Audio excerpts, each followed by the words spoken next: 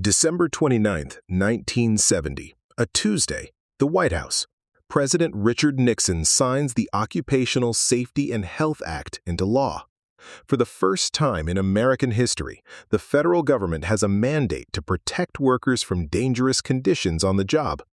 OSHA is born. 6 years after Selikoff's conference. 6 years, 2 months, and 8 days after 400 scientists heard irrefutable proof that asbestos killed workers. OSHA's first asbestos standard arrived in 1971, 12 fibers per cubic centimeter. What was Selikoff's response? He said it was 10 times too high. Still too high. The standard dropped to 5 in 1972, then 2 in 1976, then 0.2 in 1986. Today, it's 0.1, a 99% reduction from where they started. Today on Asbestos, a conspiracy 4,500 years in the making. Episode 31, the conference that changed everything. What changed, what didn't, and the 6 years in between. Asbestos, a conspiracy 4,500 years in the making, is brought to you by Danziger and Dayano, 30 years of turning corporate records into family justice. Dandel.com. That's DANDELL.com.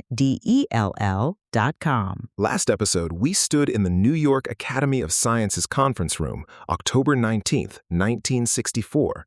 We watched Dr. Irving Selikoff present data that could not be dismissed.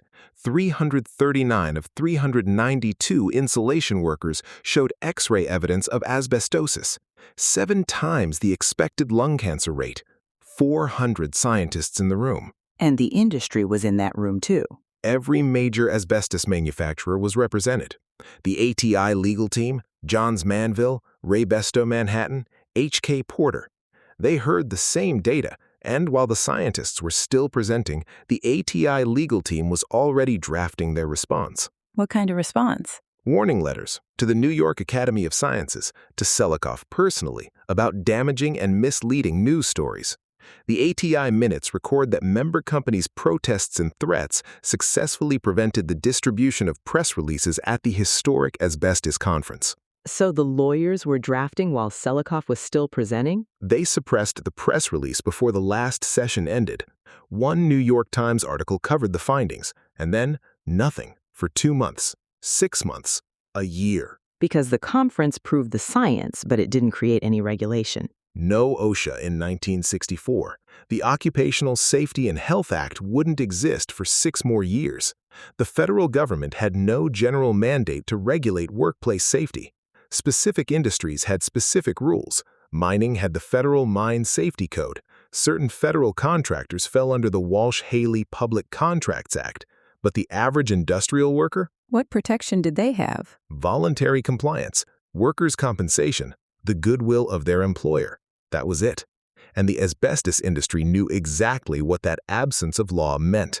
No law, no violation, no liability? Is that how they were thinking about it? By filling it. In 1966, the Asbestos Textile Institute created the Information Center on Asbestos, headquarters, Philadelphia. Mission, coordinate the industry's scientific and public relations response to the growing body of evidence against them. What did that actually look like in practice? Funded research designed to create doubt, challenges to Selikoff's methodology, disputes about dose-response models, medical studies commissioned to identify supposedly safe exposure levels when Selikoff's data showed no demonstrably safe level had been established. Every playbook that tobacco would later make famous, asbestos was running it first. What about the agencies actually setting standards? The American Conference of Industrial Hygienists, the ACGI, set threshold limit values. In 1964, their asbestos TLV was 5 million particles per cubic foot. Selikoff's data suggested that was still killing workers. But who sat on the committees that set those values? Industry representatives. Conflict of interest was built into the architecture, and when calls came to lower the standard, the industry's response was well rehearsed. The science is inconclusive. More study is needed. Economic disruption would follow any rash action. While workers kept breathing it. December 24, 1965. 14 months after the conference, the Annals of the New York Academy of Sciences published the conference proceedings, 700 pages, Volume 132, Issue 1, the first permanent, publicly available, peer-reviewed scientific record of what asbestos was doing to workers. So the documentation was public. What was the industry's next move? Attack the messenger. Selikoff's non-traditional medical education, the Glasgow path forced on him by anti-Semitic quotas at American medical schools, was weaponized. Critics claimed he faked his medical degree. Industry representatives called him a union tool. A 1965 memo from Owens-Corning fiberglass sought to, quote, find some way to prevent Dr. Selikoff from creating problems and affecting sales, unquote. An ATI representative described him as a disturbing sore thumb. They couldn't dispute the numbers. 339 out of 392, 7 times the lung cancer rate. Those are facts. So they attacked the man who counted them. Speaking of the evidence companies tried to bury, Danziger and Dayano has spent 30 years finding the documentation companies thought they'd hidden, the exposure records, the internal memos, the reports they commissioned and suppressed. Dandel.com. While the industry fought the science, Selikoff expanded the study. The original cohort was 632 insulation workers. By the late 1960s, he was tracking 17,800 workers, one of the largest occupational health studies ever conducted. What did the larger data set show? Everything the smaller one showed amplified. The mortality gap between insulation workers and the general population wasn't narrowing, it was widening. Workers who had entered the trade in the late 1930s and early 1940s, the World War II shipyard generation, were now entering the cancer years. How long after the wartime exposure did the cancer actually appear? Selikoff called it the asbestos cancer wave that had already been set in motion and could not be recalled. 20 to 50 years from first exposure to diagnosis. For those workers, the damage was done. The fiber was already in the lung tissue. But what did the 6-year delay mean for new workers? Every year without enforceable standards was another year of new exposures, new workers entering the trade, new fibers in new lungs with no warning of what they were breathing. And it wasn't just factory workers. The service members. August 7, 1964, Gulf of Tonkin Resolution. 63 days before Selikoff's conference, the manufacturers who attended that conference, who received the proof, who funded the information center on asbestos, who sent the warning letters, those same manufacturers were supplying every Navy ship, every aircraft, every base being built for the Vietnam theater. With full knowledge after October 1964. There was no longer any good faith claim of ignorance. The 700-page proceedings were in the scientific literature. The data was public. The manufacturers were in the room when it was presented, and they kept shipping. What finally created OSHA? Labor. By the late 1960s, the labor movement had pushed occupational safety onto the legislative agenda. The United Miners Workers, after a series of disasters, the United Auto Workers, the AFL-CIO. Senator Ralph Yarborough of Texas introduced the first comprehensive occupational safety bill in 1968. It failed. The Nixon administration negotiated a version that passed both chambers, December 29, 1970. Why did Nixon sign it? Political calculation. The bill had enough labor support that a veto looked costly heading into re-election. But the more important question is why it took 6 years from Selikoff's proof to any federal standard at all. Because the industry used those 6 years. Every year without a federal standard was another year the industry could argue no law is broken, no violation exists, no liability attaches. The standard-setting process itself, slow, contested, technically complex, was a weapon against regulation. You can tie up a standard for years debating methodology while workers continue to be exposed. The conference that changed everything. Changed the scientific record, changed almost nothing in the factory.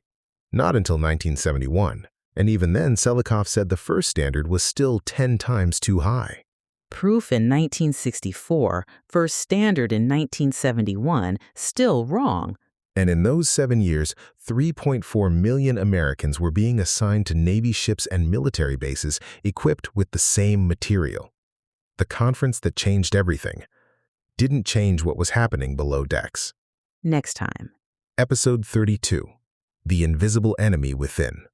The boiler rooms, the temperatures, the vibrations from the guns that shook asbestos insulation loose from sailors' sleeping quarters. And Walter Twidwell, Navy boiler tender, 7 ships, 20 years, a miniature dachshund named Hiram, and a jury that needed less than 2 hours. Before we go, let me tell you about Nevere. She was 28 years old when she was diagnosed with peritoneal mesothelioma, no known exposure source. Doctors gave her 2 years. That was more than 20 years ago. She found NIH specialists, became one of the early adopters of a procedure called HIPEC, hyperthermic intraperitoneal chemotherapy, before it was widely available. Her case helped show what was possible. Today, she's still working, still advocating. The statistics said 2 years. She said otherwise. When you call Danziger and Dayano, you're not talking to people who learned about mesothelioma from a textbook. You're talking to people who understand that the diagnosis is not the final word. Over 1,000 families helped, nearly $2 billion recovered. Dandel.com. That's DANDELL.com. The consultation is free. You've been listening to Asbestos, a conspiracy 4,500 years in the making, episode 31, the conference that changed everything. Research, writing, and production for this series is supported by Danziger and Dayano, a national mesothelioma law firm with over 30 years of experience, and nearly $2 billion have been recovered for victims and their families. If you or someone you love has been diagnosed with mesothelioma, don't navigate it alone. Visit Dandel.com, that's DANDELL.com, or call for a free consultation. Next time, the invisible enemy within. Thank you for listening.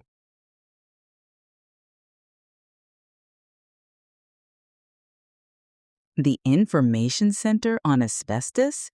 Philadelphia, 1966. Not a hint of irony. While Selikoff was expanding to 17,000 workers, Funded doubt. it worked for 6 years. 7 years. 6 years to OSHA, then the standard was still wrong. 10 times too high. He said that immediately. The conference that changed everything took another decade to change the law. Long game. Always the long game. At least Nevera is still here. 20 plus years past a 2-year prognosis. The statistics don't decide. No, they don't.